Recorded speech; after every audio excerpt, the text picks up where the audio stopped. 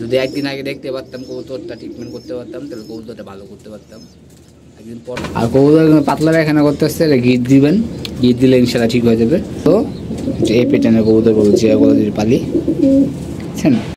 আসসালামু আলাইকুম, সবাই কেমন আছেন? আমি মিতুল বিজন পেট থেকে বলতেছি। আল্লাহর অশেষ রহমত আপনার দুয়ে ভালো আছি, কিন্তু মনটা খুবই খারাপ, কারণ গত দুদিনে আমার দুটা কবুতর মারা গেছে। এই নিয়ে আজকে ভিডিওটা শোনা মূল ভিডিও যাই, মূল গেলে বুঝতে পারবেন, শুরু আসবেন থাকবেন, বোঝার চেষ্টা করবেন। আশা করি আজকে ভিডিওটা দেখলে নতুন যারা আছে তাদের কবুতর ইনশাল্লাহ সুস্থ থাকবে। আমাদের ধান আমরা রোদে দিয়েছি, কালকে আমরা ধুইছিলাম, ধোয়ার পরে দেখলাম রোদ ওরকমভাবে নাই। যে এখন সারাদিন পর 3টা বাজে পর রোদ উঠতেছে। তো যারা ধান ধুবেন একটু বুঝে শুনে ধুবেন। আর এদিকে আমাদের দেখেন টপটোর অবস্থা আছে, জায়গায় ভিজে থাকে সবসময়, এই কারণে আমরা ধুয়ে দিব। যদি এরকম স্যাঁতস্যাঁতে ভাব থাকে তাহলে ধুয়ে দেওয়াই ভালো, আমরা ধুয়েই দিই।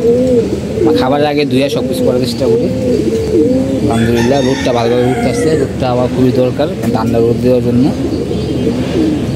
আর এদিকে আমাদের কবুতর দুদিন ধরে ছাড়তেছি না, কারণ ধানের কারণে ছাড়া করতেছি না। বিকালবেলা আছে কবুতরগুলো ছাড়বো, ছাইটা কবুতরগুলো একটু হালকা বার্তা করবো। এখানে বড় যে কবুতরগুলো আছে সবগুলো আমার সাথে একটা কবুতর বাদে। আর এখন যে কাজগুলো আপনার করতে হবে, না করলে না, সবুজ চুনা এখানে আমার ঠান্ডা ওষুধগুলো কবুতরে প্রয়োগ করবেন। সুস্থ থাকা অসুস্থ থাকা প্রয়োগ করবেন, নাহলে আমার মতো অবস্থা হবে। আমার কবুতর সুস্থ হয়েছিল, কিন্তু এই কবুতরগুলো মারা গেল দুদিনে। কবুতর আর কবুতরের বাচ্চা বেশি নাই, বাচ্চা আমরা সব উঠে দিয়েছি, বাচ্চা করবো না, সব রেস্টে পাঠিয়ে দিব, রেস্টে থাকবে। সকালবেলা খাবার দিয়েছিলাম, সকালবেলা খাবার খাওয়া শেষ হয়েছে, বিকালবেলা আবার দিব। যে খাবার দেখছেন করে দিচ্ছি, অল্প অল্প খাবার দিতে হবে, আমি বেশি করে দিয়ে দিচ্ছি, এই কারণে এই খাবারগুলো নষ্ট করছে।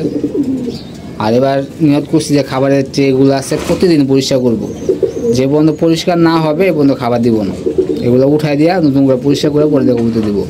আর কবুতর পাতলা পায়খানা করতে আসছে, গিট দিবেন, গিট দিলে ইনশাল্লাহ ঠিক হয়ে যাবে। আমরা আজকে কবুতর গিট দিব, পাতলা পাতলা পায়খানা করলে গিট দিতে হয় আমাদের কবুতরগুলো।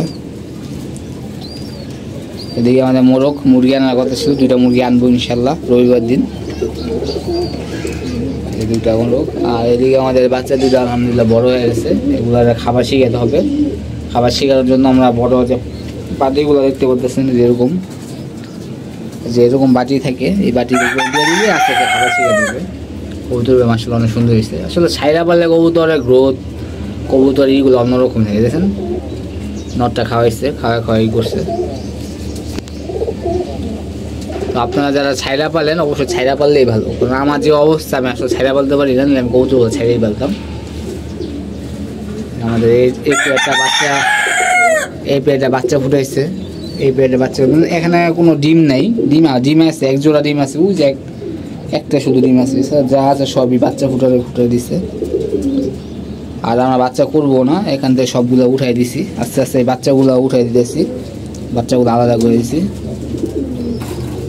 আর এদিকে আমাদের কবুতরগুলাই হয়েছে। আর এখনকার বেশিরভাগ আপনারা যেটা করবেন, গুঁড়া খাবারগুলো আছে, গুঁড়া খাবার দেওয়ার চেষ্টা করবেন। গুঁড়া খাবার দিলে ইনশাল্লাহ কবুতরের সব কিছু ঠিকঠাক থাকে। আমাদের বাচ্চা একটা মরছে, আর আপনার বড় একটা কবুতর মরছে। বড় কবুতরটা মরছে, খুব কষ্ট লাগছে, কারণ 2 পাঠা একটা কবুতর মারা গেলে মানে অনেক কিছু মনে হয়। কারণ এই কবুতর দিয়ে আমার খুব ইচ্ছা থাকে যে কবুতর রেসে নামাবো, ভালো কিছু করবো, তো এই কবুতরটার নাই। সমস্যা নেই, জেনারেশন আছে, করতে পারবো, কিন্তু 2 পাঠা একটা কবুতর মারা যাওয়া মানে বহুত কিছু। এই যে কবুতরটা দেখতে পাচ্ছেন, এটা হলো আমাদের কবুতরটা একদিন ওষুধ দিয়েছিলাম, পরের দিন মারা গেছে। যদি আরও একদিন 2 দিন আগে দেখতে পারতাম তাহলে কবুতর ভালো করতে পারতাম।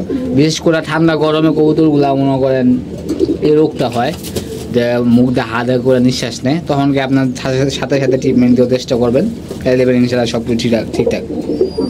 আর কবুতরের সপ্তাহে 2 দিন অবশ্যই সবুজ চুনা বেগান ঠান্ডা ওষুধ দিবেন। যেমন আমি শুক্রবার শনিবারে 2 দিন দিই, এটা আমার ফিক্সড। কদিন আগে একটু এলোমেলো করছিলাম, এলোমেলো করার কারণে আমার কবুতরগুলো এই সমস্যা হয়েছে। শুক্র শনি আমার ফিক্সড, আমি সবুজ চুনা বেগান ঠান্ডা ওষুধ কবুতরকে দিব।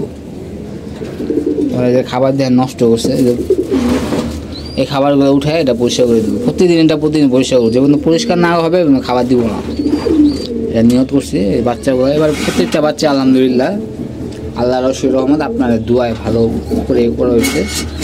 বাচ্চাগুলো খুব দম কালো বাজু গেলো, এই কবুতরগুলো আমি করতেছি। জিরা গলা পারলে যে এই প্যাটার্নের কবুতর পালবো বুঝছেন, দম কালো বাজু কালো এই প্যাটার্নের কবুতর পালবো জিরা গলা যদি পালি, বুঝছেন। সাদা অংশ আছে কিন্তু দম কালো বাজু কালো এই কবুতরগুলো পালবো এখন থেকে রেখে দিই। আর কবুতরে পাতলা পায়খানা করলে বেশি করে ঘি দেওয়া চেষ্টা করবেন, ঘি দিলে দেবেন, আলহামদুলিল্লাহ কিছু লাগবে না, সব কিছু ঠিকঠাক।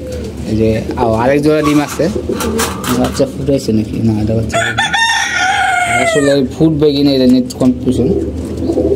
এই বাচ্চাটা খুব ইম্পর্টেন্ট একটা কবুতর, দেখা যাক ফুটে কিনা।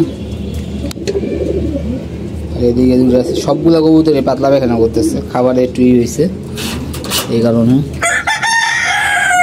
বাচ্চাটা রেখে দিলাম। আস্তে আস্তে যারা কবুতরে জোড়া দিতে আসছেন বা জোড়া দিবেন ভাবছেন, জোড়া দেওয়ার কোনো প্রয়োজন নেই, 2টা মাস কবুতরে ভালোভাবে খাওয়ান, ঠিক আগস্টে জোড়া দেন, ইনশাল্লাহ আপনি খুব ভালো বাচ্চা পাবেন ইনশাল্লাহ। এটা আমরা অভিজ্ঞতা থেকে বলতেছি, কারণ আগস্টে জোড়া দিলে কবুতরগুলা খুব ভালো বাচ্চা খাওয়ায়, সব দিক দিয়ে ঠিকঠাক থাকে, শুধু মল্টিনে ভালো করে কমপ্লিট করে জোড়া দিয়ে দেন। আমরা আগস্টে আবার জোড়া দিব, প্রায় আপনার 20 পেয়ারের মতন কবুতর জোড়া দিব, সবগুলো জোড়া দিব। আমার কিছু কবুতর দরকার আছে, আগে পিস করে আমার একটু কবুতর আছে, মনে করেন নড়া আছে, মাদি নেই, মাদিগুলা কালেক্ট করে আবার জোড়া দিব কবুতর।